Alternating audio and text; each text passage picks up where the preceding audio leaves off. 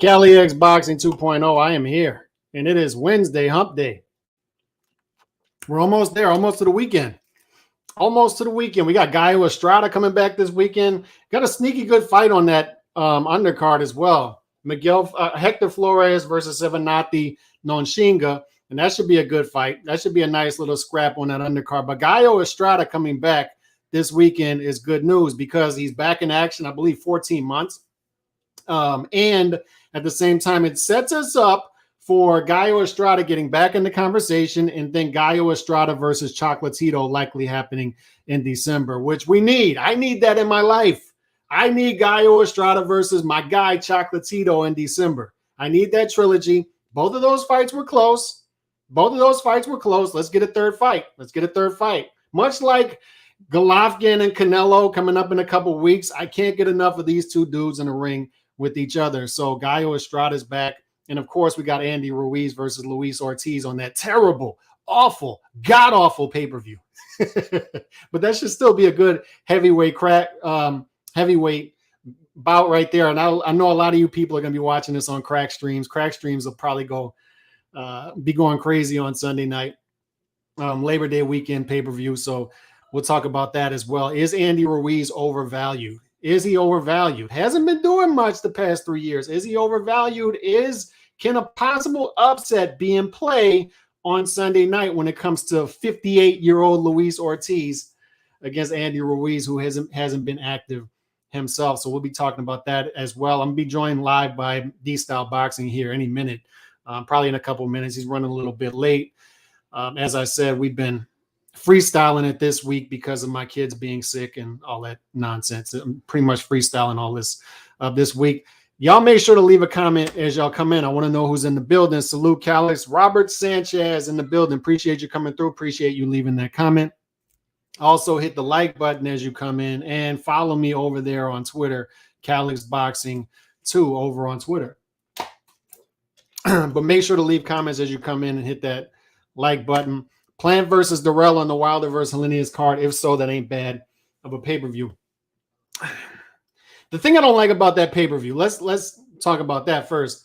Wilder versus Helenius. The weird thing about yesterday was they did the presser for this pay-per-view that's coming up October 15th. And what happened at the presser? It's a presser that people actually go to, and they have Deontay Wilder and Helenius on a screen. They're not even there. And then Caleb Plant and Durrell are on there on the panel talking to each other. They're live, and then they don't even do a real face-off. They don't even face off. It's weird. It's one of the weirdest press conferences I've ever seen. And if they're trying to gin up interest for this pay-per-view, a pay-per-view in which Deontay Wilder is a minus 750 favorite, and Helenius is a plus 500 underdog, and Caleb Plant is a plus 1250 favorite, and Durrell is a minus 1250 favorite, and Durrell is a plus 750 underdog. They got to do better. They got to do better rolling this out. You can't have the main event. This is Deontay Wilder's grand comeback. This is his comeback, triumphant comeback, as Deontay Wilder says, the return of the king. And he's not even there at the press conference promoting the fight. He's there on a TV screen. So what was up with that? What was up with Plant and Durrell not facing off with each other? It was weird. The whole vibe was weird. Do a better rollout of a pay-per-view. You want people to get interested in this pay-per-view with both co-headliners are mismatches on paper, according to the odds makers. So at least gin up some interest some kind of way. Have Caleb Plant get slapped again at the press conference, for God's sakes. Have him get slapped. At least do the face-off and set up something in order to where Caleb Plant could possibly get slapped with his sunglasses on again. And maybe that'll gin up interest for a pay-per-view that there's not much interest for up until this point. They still got a month and a half.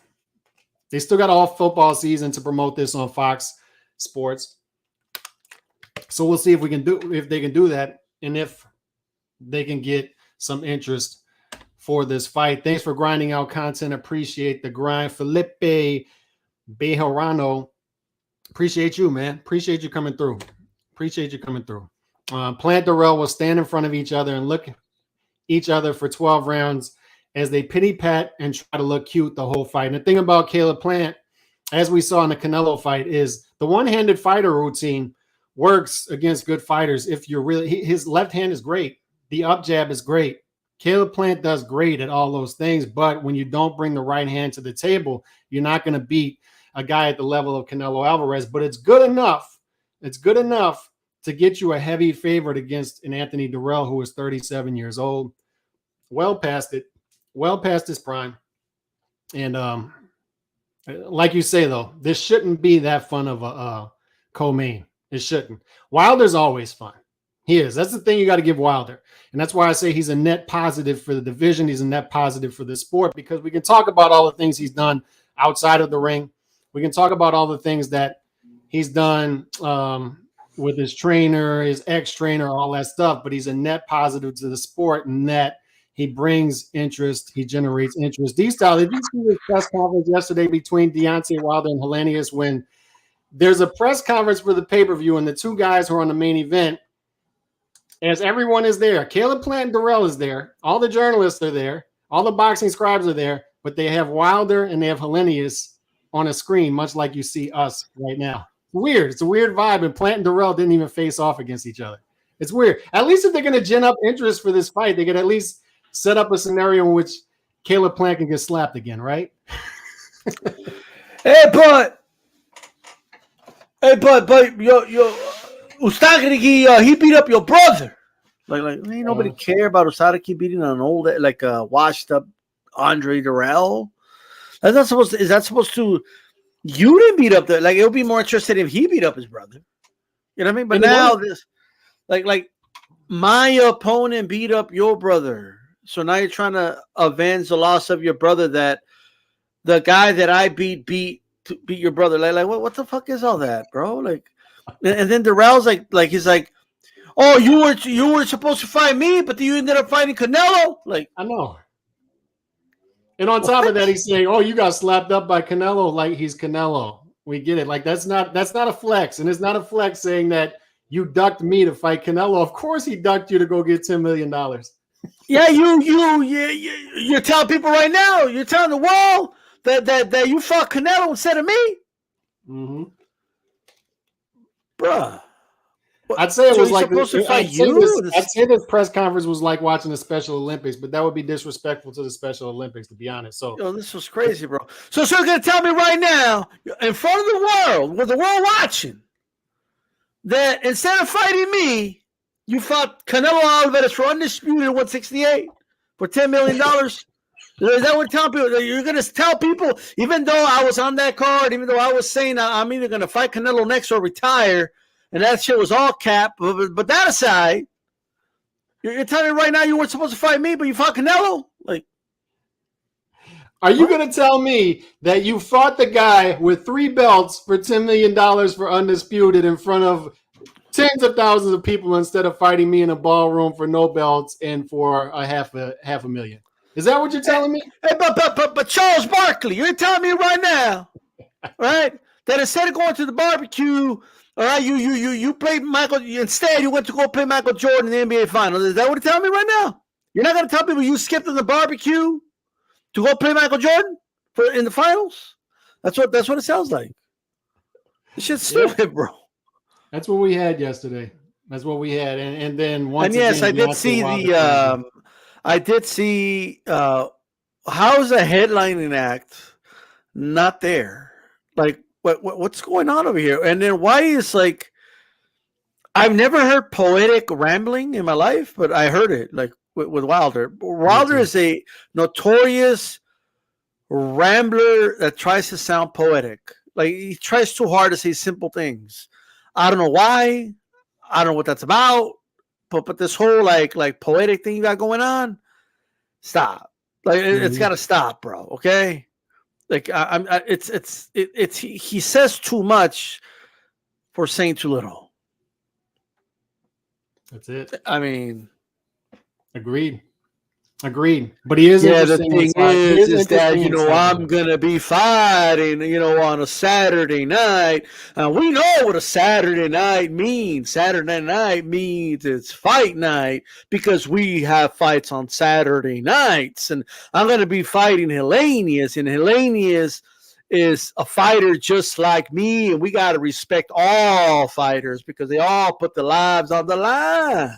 So I'm here to put my respect for him, and he's going to try his best to win, and I'm going to try my best to win, but he's a fight at the end of the day. At the end of the day, we all just trying to feed our family. At the end of the day, he putting his life on the line like I put my life on the line. But we got to really, in all reality, respect all fighters because all fighters put their lives on the line.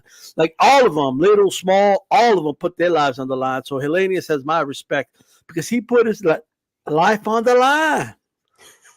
Well, thank you for that, Wilder. Thank you very much. And this is why I'm glad Nando's around. As always, he can segue me into the next topic, which is, and I knew it. I knew when this Marv Nation outfit won this purse bid, and no disrespect to them because they put on good cards, good smaller cards, nice little outfit. But when I knew they outbid PBC by double, and PBC would have likely put this on pay-per-view as well. Good for Cepeda and Progress, though. Good for them. Good for them getting a 2.4 million. But once again, it just screams Triller 2.0 to me because this is the same thing we said when Tiafimo and Camboso's got that 4.6 or whatever they got originally for Triller.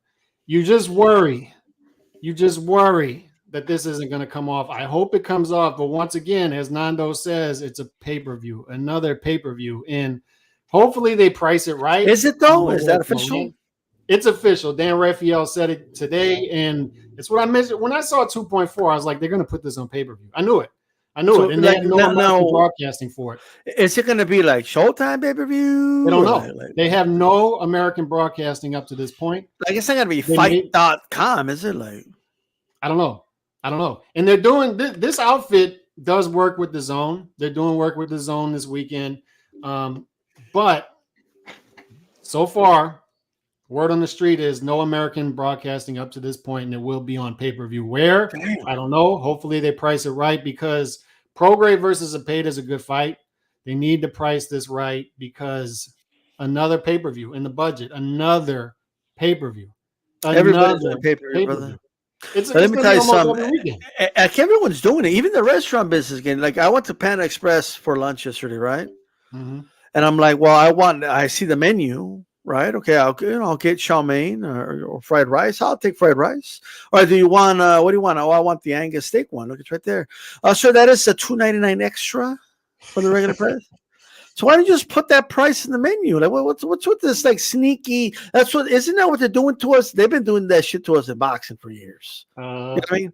They just sneak in that extra price. You know what I mean? Like, we're already paying for Showtime. But then they want to charge us more for a Tank Davis fight. You know what I mean? And then they want to guilt us by saying, "Oh, if you want to see the fight, it needs to be on pay-per-view, or else you're not going to see your fighter fight." You're not going to see him fight, and how is he going to feed his family? And poor little. I've seen like when Scrooge is taken by the ghost and he's showing them like Mickey Mouse's, the poor family and poor little. What's the name of that character again? Poor little whatever they miss. And they're like, he's gonna die because he's eating porridge. Yeah, he's eating porridge, and Tank Davis kids are gonna eat porridge, and all because you didn't buy the pay-per-view. Like, what? And you knew you had money in your bank account. Like, you know what I mean? Like, what's going on over there? They want to guilt to like Schindler's List. Like, they want me to look at my watch and be like, I could have sold my watch and I could have bought that pay-per-view. What's going on over here? It's just crazy, bro. Every week, one gets announced, and I'm telling you, when Errol Spence versus Crawford is announced for November, that's another one. At least that's one I'm paying for, but it's getting almost every weekend or every other weekend in the fourth quarter. And in order to be a boxing fan, man, I'm telling you, it's becoming a country club sport. So frustrating that this is going to land on pay-per-view. But this is an ESPN fight. It's an ESPN or Showtime fight. This would have been like, if we go back to 2009-ish, right? This would have been on HBO After Dark, That's what, and it would have been a good HBO After Dark fight, a really good one. Mhm. That's what this would have been. Yeah. And by the way, this is a pretty solid card. It's just not. I don't like the co-mains on pay-per-views. I don't. But in a vacuum, that's a pretty solid card. The Wilder Helenius, because you got Ponce versus Matias is Matthias, and then good. you got Gary Antoine Russell coming back as well. So it's a good card. It's a good Yeah, card. but here's the thing though, like why don't they give us these cards like when it's on Free Fox or Mhm. well when it's like why don't we get these ones for the big fights? Yeah. You know? They don't give us cards like this, like they give us shit. Yeah. Like, do you even remember who fought in the Canelo Bivol undercard? Mm-mm. Don't. So I'm just saying, I know that's a different entity, but I'm just saying, like, you know what I mean? Yeah. All I know is that they want us to care about this fight and to show us that we need to care. They didn't even show up to their own press conference. Yeah. Facts. This dude showed up to a press conference with a dude he hated in Fury. He showed up to that one. Yeah. With earphones on. But he showed up. Right. He showed up at least. Now we got our guy Gallo Estrada back this weekend. He's fighting. So it's a mismatch, but at least he's back. We got a nice matchup: Hector Flores versus Sevenati Nonshinga as well. That's a title fight. That's a good fight at 108. Yeah. I happen to think Flores is going to win that fight, and that's going to be one to watch on Saturday. But Gallo Estrada, it's good to have him back because he's back in the mix, right? It's been 14 months, I believe. It's good to have him back in the mix, and I want to see the Chocolatito trilogy in December come off. And this is the last obstacle in a way, from what I understand, before that trilogy. So you're excited to see Gallo back? I'm always excited to see Gallo back. He's one of my favorite fighters, has been for a long time. I was disappointed how everything turned out with him and the first bit with Franco. You know, the reality is Golden Boy had loaned out Franco to Top Rank for like 3 straight fights. Yeah. So Top Rank was forking out the bill for their fighter. And now that he's going to fight Gallo Estrada, you don't fork anything out? Like that was embarrassing. That 120,000. 120,000 was just to say we did it, but I think they thought Matchroom or somebody else was going to put more money, and that whole thing was disappointing, especially with the type of money they're putting into other fights and fighters. And it's what I tell people all the time: like, it's not pro fighter before guys getting overpaid. That's not pro fighter. Mm-hmm. That's pro the fighter, whoever that fighter is, but not pro fighters, plural. Right? There's only so much money in the budget, Alex. And if you give all the money to a couple of dudes, there's no more money for everybody else. And a guy Estrada would fight for 300,000. Mm-hmm. A guy Estrada and Franco, like if you give them 300,000 and 100,000 a piece, the fight would have happened. Yep. They're not asking for $10 million or something. They're not even asking for what Zepeda and Progress are getting out. Do I feel Gallo deserves that after the fights he gave us with Chocolatito? Absolutely. And I think Matchroom should have bit the fight. I think that would have been a big win for Gallo, and then they could have set up a big trilogy with him, Chocolatito. But I'm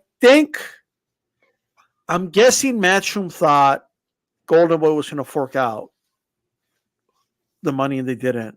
And if I'm Franco, I'm asking myself, I mean, against the Maloneys, Top Rank was paying me, you know what I mean? And then, like, Golden Boy didn't have to fork out anything for me for the last few fights, but they were getting a percentage of his purse, though. You know what I mean? Mm-hmm. And that's all you bid for me when you know I'm getting 30%. That's it. Like, I mean, that's 25. Has to be disheartening. So here's the thing with that fight. 25. Okay, you're right. And when we saw the purse bid, we knew it wasn't going to come off. We knew that fight wasn't going to happen. Because Josh Franco was going to have to make 30,000, and by the time you pay promoter, manager, trainer, cut guy, strength and conditioning coach, taxes, you left with nothing. He would have made a couple thousand. He wasn't going to fight that fight. It wasn't going to come off. So at least what's going to happen here is Gallo Estrada fights his fight, and Estrada versus Chocolatito is a bigger money fight. They're going to get their money off of that fight. But Cal, I guess the part that confuses me is Top Rank was paying your fighter for, like, I think it was 2 of them. I'm not mistaken, 3 fights, right? Mm-hmm. Top Rank was paying him. So, like, you haven't had to fork out anything for Franco. You know what I mean? And he won those fights. You send him over there. He wins these fights. And now he's in a position to fight the dude at 115 pounds. And you throw that money out like that? That's where it's confusing to me. That's where, like, Golden Boy loses me. Either Golden Boy's broke as fuck because they also lost Anissa, right? Mm-hmm. Either they're losing a lot of money or they're being extremely stingy. One or the other, right? But like either way, it's not like they have been paying Franco over and over again. I think they wanted Matchroom to fork out the money. I think that's what it was. You know what I mean? And I think that was kind of fucked up, bro. Like that's just too low, that amount of money. Yep. It's just this. And by the way, this is a solid card right here in November. Bivol Zurdo, they just added Cordina versus Rakimov on that card. And that's a hell of a fight. So it's going to be good to see Cordina come right back. And there's another guy who could get subleased, Joet Gonzalez as well. Yeah, like, bro, what is like Golden Boy's in trouble, bro? Like, it just it just looks like the Titanic. Yeah, you know what I mean? Like, if I were somebody to ask me to draw the Titanic at 20, like I would end up with the Golden Boy logo. Like, you know what I mean? Like, and there'll be like an iceberg over here. Like, oh fuck, what? This thought it's not the Titanic? Well, I thought it was. Like I don't understand. B Hop's playing the violin. Like they lose Sinisa in the middle of, like, after all this. Calix, like it's one thing if she was asking for this money and there wasn't like a little bit of a renaissance or whatever you want to call it, a revolution where these networks are paying up, like promoters are paying up to the women right now. You know what I mean? Mm-hmm. They just let her go. Yeah. I don't know. Like, Aram is more in the game. Like, he knows the value of that. You know what I mean? Yeah. Even Mr. Nobody watches the women fight. Like, he learned quick after that backlash she got, and and he's not blind. He saw the success of Katie Taylor. Yeah, he saw that and he said they outperformed Valdez Shakur. Like, that's the truth, right? So I need to, like, because Aram loves money. That's what he likes. You know what I mean? People call him all types of names. Oh, Aram, he's a racist. He's a sexist. No, Aram likes money. If you can make him money, Aram loves you. You know what I mean? Mm-hmm. So that's why he was like, Sinisa, come to, Uncle Bob, gotcha. Like, you know what I mean? Like, I'm just saying. Before I get into the Andy Ruiz talk, because I had some questions for you in the chat as far as Andy Ruiz, because I'm sort of starting to feel a little upset is possible on Sunday night. But before I get into that, some developments with Anthony Joshua. We saw some stuff with Robert Garcia this week. Also, Eddie Hearn revealed today that he wants Anthony Joshua to go on a world tour. Saudi Arabia, England, Japan. He wants him to go America. He wants him to go to 5 different countries. He wants him to go on this world tour, which I love. Look, a lot of the great heavyweights, Ali, Frazier, Foreman, Tyson, have gone to other countries for big fights. I'd like to see Anthony Joshua do the same, even though in the UK, every fight's a big fight for Anthony Joshua. Before I get into that talk, though, what do you make of Robert Garcia's comments this week that Anthony Joshua should be training in California with him, that Anthony Joshua needs to be in the gym with other fighters in order to find his hunger? Do you think there's a pathway forward for this relationship with Anthony Joshua versus Robert Garcia? Because to me, it seems like Anthony Joshua is dead set in training where he wants to train, and Robert Garcia is saying, this was a one-off.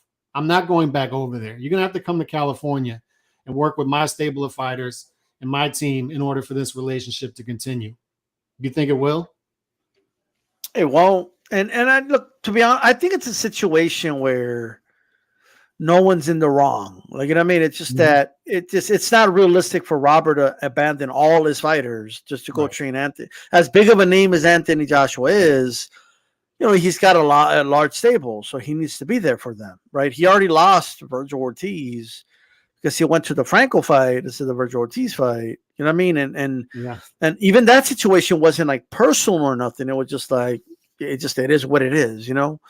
I don't think this is like a beef or nothing. I just think it's a situation where one guy is comfortable where he's at, and the other guy wants to continue to be where he's at, and I think that's what it is. Second, I don't know if necessarily Joshua needs to be around a bunch of fighters to get his hunger. I don't think hunger was the issue here. Like I don't.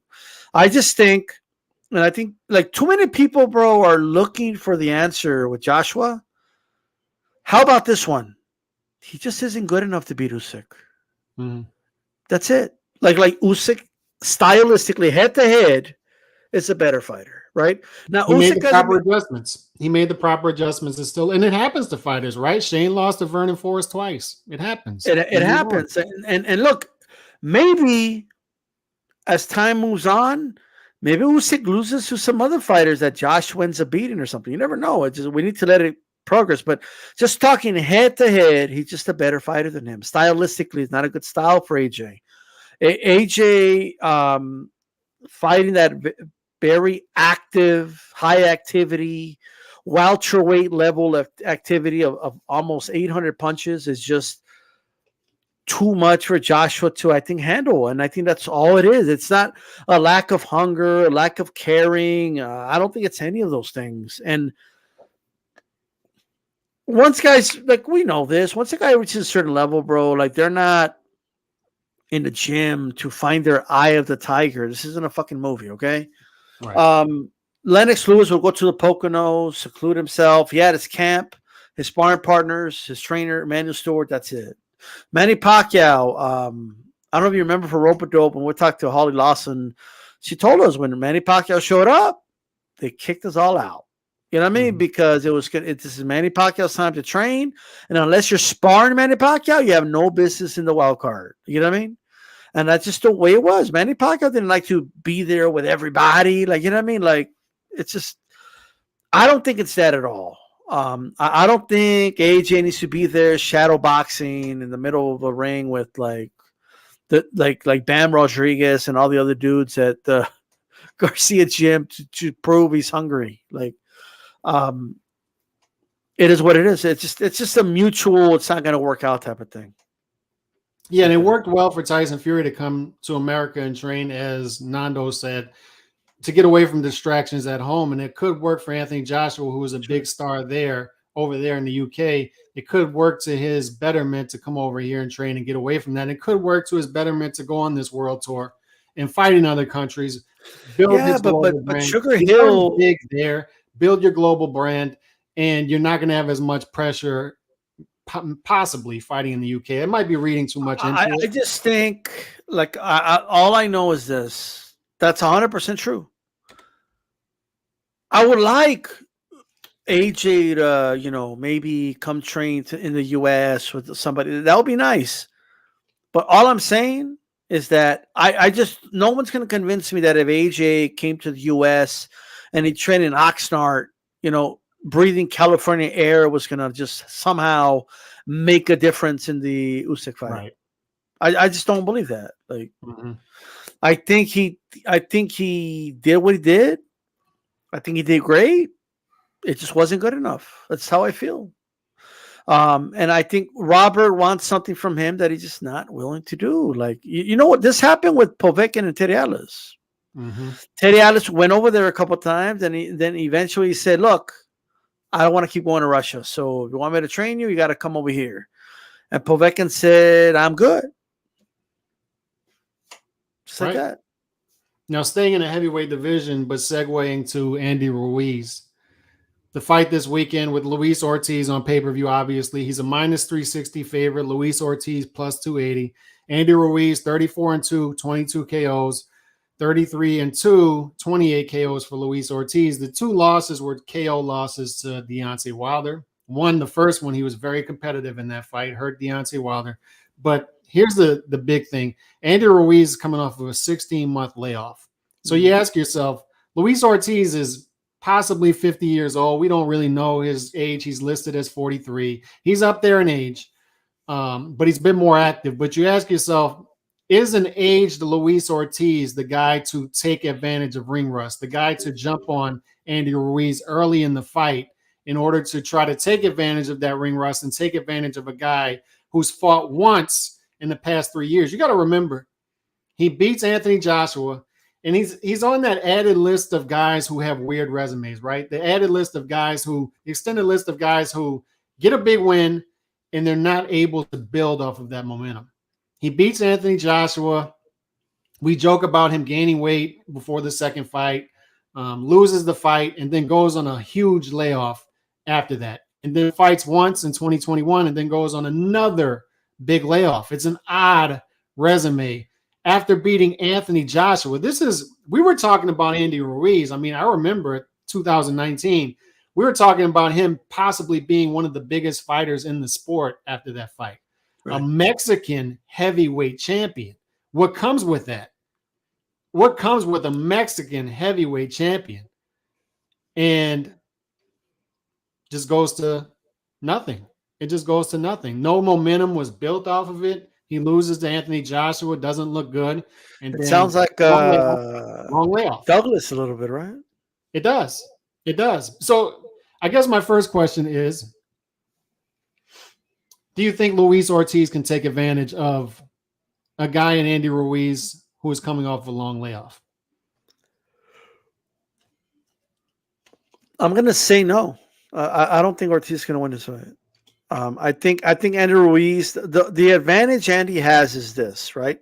That we make a lot of jokes about his weight and like you know what I mean? But Andy Ruiz has been fighting since he was a little kid. All right. And Andy Ruiz, he's one of the most, like, honestly, like, he's one of the most fluid heavyweights, you know, like, out there. Like he's the one of the guys that throws combination, doesn't look robotic. You know what I mean? I mean, his hand speed advantage over Joshua was very eye opening. Like, it was evident. Yeah. Like he was throwing punches like from everywhere, and then and look, I get that Holyfield is up there in age, so don't get me wrong, but he did spar Ruiz like about 10 years ago or something like that, like maybe a little longer ago, and he said he noticed the hand speed. Like he said, I don't even know where the punches were coming from. Now, granted, this is an old Holyfield already, but still, like, you know what I mean? I think boxing comes natural to Ruiz. Like, even against Arreola, I don't think he was like really rusty. I think Arreola just caught him with a good shot and dropped him. You know what I mean? It was his first fight with Reynoso. Reynoso is not really known. I mean, I know he worked with Frank Sanchez, but he's not really known as a heavyweight trainer. I think Reynoso is notorious for trying to have guys fight like Canelo, because it works for Canelo. But I think hopefully they've realized. I don't even know. Is he still working with Reynoso? He left, didn't he? Yeah, I don't think so. Yeah, like I didn't think it was working out. Like I just don't. But Andy Ruiz is going to be a little too much for Ortiz, who, when I look at the Martin fight, looks like, bro, he looks like he's 2 steps away from just being shot. Like he didn't look good. He didn't look good. He didn't look good at all. His reflexes were not good. And another thing, Martin is one of the worst fighters ever, if not the worst, to ever win a capture belt. Mm-hmm. Martin is terrible. Okay, like I've never been impressed with Martin at all, bro. Like, so him beating Martin doesn't mean anything to me, like at all. Like, and the fact that he was dropped and hurt several times. Yeah. Have you seen Martin fight, bro? Like, it's just not. Yeah. It's like, you know what I mean? I can't even believe he ever held a belt. Like, it was a vacant belt. It was a fight he was losing, and his opponent got injured. Like, that's the only reason he won that belt. And then Joshua destroyed him like in 2 rounds. You know what I mean? so like, all I'm saying is, and then people will be like, "No, he could fight southpaws. He fought Martin." Like, yeah, okay. But all I gotta say is that I think Ruiz is gonna win this fight. I think he's been boxing so long that Ruiz's problem has never been rust, it's been weight. Like he goes through these patterns, And unfortunately, he'll get in great shape. He'll look good against Parker. Some people think he wins the fight, and then he would just gain a lot of weight after that. So it is what it is. He beats Joshua, and he gains a lot of weight after that. Like, and there you go. Alfredo Osuna is his new trainer. Okay, not a well-known trainer, but maybe the chemistry works. Maybe it works. And obviously, the guy like you win the world title, right? Mm-hmm. With a guy, and then it's your fault you lose a rematch and you fire him. Mm-hmm. I mean, this doesn't make any sense to me. Yeah. Fighters are notorious for that, though, right? Remember when Malignaggi lost to Hatton and he threw Buddy McGirt under the bus, saying he had me fighting the wrong style? No, you lost to a better fighter. Is what happened. Doesn't matter what style you would have fought. You Paulie will never admit it, and he'll always say that. Buddy, I heard him in an interview. It's really quick. I heard him in an interview where he was saying that Buddy never understood levels. You know, I'm a level fighter. He never understood levels. That's why he lost to Whitaker. Like, no, he lost to Whitaker because Whitaker's one of the best ever. That's why he lost to Whitaker. Like, he would have beaten you, Malignaggi, Mr. I'm levels. Okay. Like, you know what it means by like changing levels? Like, why would, of course, like, bro, how could a former world champion like McGirt not know anything about that? That's ridiculous, bro. It is. It is. And blaming him for the Hatton loss is ridiculous as well. That's why I brought it up. But the other question I have with Andy Ruiz is he overvalued? And what I mean by that is, if you look at rankings, depending on what rankings you look at, he's somewhere between 5 and 7 in the division, right? Somewhere in there. He's outside of the top 4, and he's on that second tier, right? He's on that second tier with the Joe Joyces, the Joseph Parkers. He's somewhere in between 5 and, let's say, 8, somewhere in that middle. Is he overvalued there because he has a big win? One of the biggest wins in the division in recent times against Anthony Joshua. Undefeated Anthony Joshua. Huge win. Huge win. Huge. Let's not forget that. But what has he done since then? Not much. Trending down. And it's his fault. And it's his fault. So is he overvalued 5 through 8? Does he belong there? Or is he properly valued at 5 through 8? And I don't even believe like his progress, because remember, everyone thought he was in great shape before the rematch. Mm-hmm. Look, I joke about the trays of tacos, which is partially true, right? You know what I mean? But you're not going to gain 30 pounds that week. You know what I mean? Like it's not going to happen. But Andy Ruiz just lacks discipline. That's what it is, guys. He doesn't have consistent discipline. You know, like he'll get in shape for one fight, and then he just balloons up. He says, let's go. Like, for whatever reason. And I'm telling you right now, man, that motherfucker made stupid money. Like he made like what I think 6 or 7 million the first time. Then he made like 10 million the second time, and they probably paid him like 2 or 3 million against Ariola. That money makes you lazy. It makes you lazy. like that. Like, you know, people talk about the silk cheats. The silk cheats is just a metaphor. Like it's about like when you don't gotta do it, most people don't do it. Like, look at Billy Joe Saunders, right? Where'd he go? Look at Billy Joe. You know what I mean? Like, look, I'll be honest, bro. Like, if Caleb Plant, I believe, is going to win this fight, but he comes out, he's still in the same shape, and he comes out and he, you know, because I have a lot of questions about Plant, by the way. But if he comes out and he just outboxes Doral, and I'm like, I'm going to be honest with you, I'm going to say to myself, this is a guy that got a life-changing $10 million payday, and he's still showing hunger, and he's still going out there trying to like be the best that he could be, right? Yep. And I don't mean join the army. I mean like go out there and like do your thing in the ring. That's going to tell us a lot. But a couple of questions about Plant really quick. He got that life-changing money. That changes people. Look at what it did to Keith Thurman. I'm just saying. You know what I mean? And he just had a kid. You know what I mean?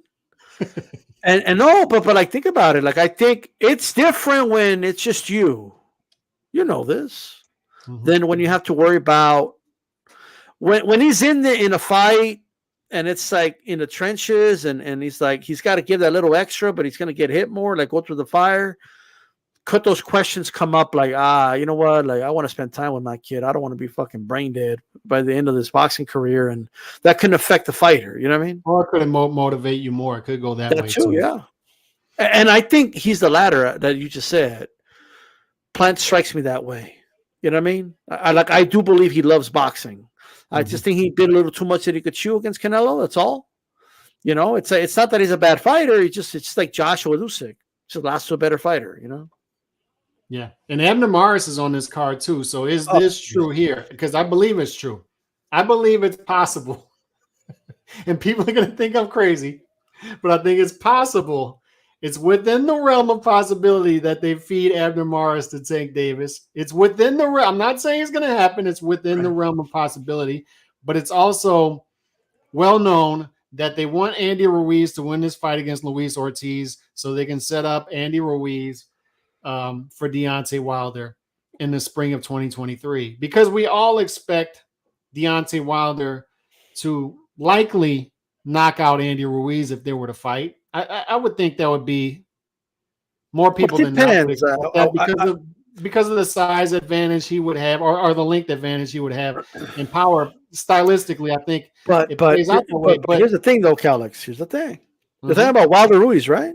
Yeah. Now, I've heard you say this before. So, I know I use the same terms, but when we say length advantage, is it an advantage if Ruiz gets inside? All of a sudden, that becomes a disadvantage. It's just a length disparity. So my thing is that if Ruiz could like, obviously going in is a danger. You know what I mean? But if he could get inside against, I don't know, man. Those combinations are quick. Like I'm just saying, like, does he have the fastest hands at heavyweight? Who's this? Wilder? Ruiz. Oh, yeah. They're pretty fast. Good combination. Somebody wants to put some names. I think he's the fastest in the division. Joyce is the slowest. He's the fastest. He can go to the body. Now, Jared Anderson will throw his name in there, but he's not at that level yet. Jared's quick.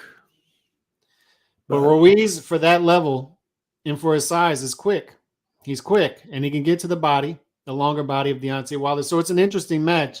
But I just think that they're trying to build – there's this blueprint forward. There's this plan forward for Deontay Wilder after the Fury losses. It's get him a body against Helenius, then step him up back to the top 10. A guy like we mentioned, Ruiz, who is between 5 and 8 somewhere. And if he were to beat Ruiz, now we're talking. Now the king is back, right? And then graduate him up into whatever they got for him. I just wish they would have put these two fights in the same card. Yeah. Like if they put Ruiz, Ortiz, Wilder, Helenius, and that's the pay-per-view. The Don King card, right? Yeah. And then the winner, it's obvious the winner, and you make it obvious, hey, the winners are going to fight each other. You know what I mean? Like, I think that would have been, I don't know if it's still worth pay-per-view, but it would be more worth it, I guess. You know what I mean? Because imagine those sort of two fights, and then you have like the Plant and Durrell fight on there as well. Yeah. Just saying. That's an even better card. But I just think that Ruiz, I think he's properly valued between 5 and 8 because we're not talking about the strongest division, right? I would put him behind Joe Joyce. But that's being subjective. I mean, if you tell me you have Andy Ruiz at 5, I'd be like, fine, I can see it. He beat Anthony Joshua. He did. He did, and he stopped him. You know what I mean? Yeah. That's significant. But if Ruiz, let's say Ruiz wins, right? And then let's say he beats Wilder.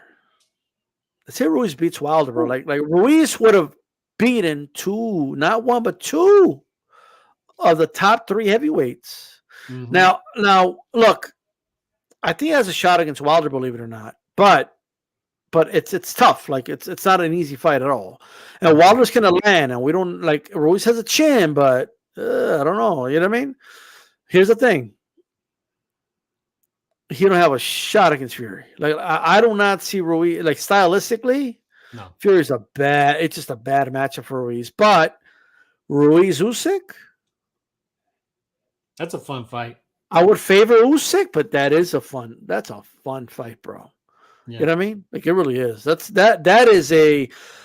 We're gonna see almost 2,000 punches thrown in that fight For a heavyweight. for a heavyweight fight. So I wouldn't mind that fight, bro. That's an old school heavyweight fight, right? Like smaller heavyweights who throw more punches, right? Better. Yeah, because like I think Usyk, like it speaks for itself. The numbers speak for itself. Look at the output he has. Mm-hmm. But Andy's going to have to keep up with him, and I think he can. But he has to come in shape, though. You know what I mean? That's the other thing. But yeah, I don't know. That's the big if. That's the big if. But it would be like the fight of like the only two guys to beat Anthony Joshua. Like, it would be perfect. Mm-hmm. If I'm Andy, I don't want Fury to be the guy on top. I want Usyk to be the guy on top. Yeah. You know? Yeah, and I just think I would say Ruiz is properly valued both in this weekend's betting odds. I think it's right. And most of it is Luis Ortiz being older and Luis Ortiz looking not so good in his last fight against Charles Martin. Not so good. Who let the dogs out? Who let the dogs out? Not so good would be generous, by the way, his January fight with Charles Martin. I don't think he's the guy to take advantage of the ring rust of Andy Ruiz. So I think properly valued this weekend, properly valued overall in the division, but he's got to get back on track. Andy Ruiz has to get back on track because him losing that momentum, being a Mexican heavyweight champion and beating Anthony Joshua, he had the world in his hands. Yeah, he let it slip. He had it and he let it slip. Like he didn't take the moment. You remember that Eminem song? Mom Spaghetti. He didn't capture it. Like he literally, he ate. Like he didn't throw it up though. He ate Mom Spaghetti. You know what I mean? He ate a lot of Mom Spaghetti, brother. And he let the moment slip. Tacos, enchiladas. He ate a lot. Yeah, one shot, one opportunity. And he didn't capture. Well, he captured it originally, but then he lost it. Yeah. He didn't capture it. He didn't capture it a second time. So that's Andy Ruiz. But where are we going to be tomorrow, D-Style? Tomorrow, round table. It'll be on my channel. Looking forward. We're going to have the Aftermath guys on. I wasn't able to do an Aftermath show, so I invited the Aftermath crew to come over. We're going to have blood boxing. And In the Ring with Christine will be on with us as well. But we're going to have blood on. That should be interesting. So also next week sometime, guys, we're going to start arranging because the first fight for the fantasy boxing is going to be Triple G against Canelo. So stay posted. Next week we'll give you guys more details. It's been a hectic week, but just stay posted with that. Just saying. Yeah, and I'll be on Christine's show right now, by the way. I look forward to seeing who my victims will be, both in the division and for pound. Everybody knows how I roll with fantasy boxing, so. Yeah, that's right. Everybody, make sure you stay tuned with it. But I'm gonna be on In the Ring with Christine on her channel, so everybody go over there if you want. You know what I mean? But see you tomorrow for the roundtable, guys. Peace. God bless.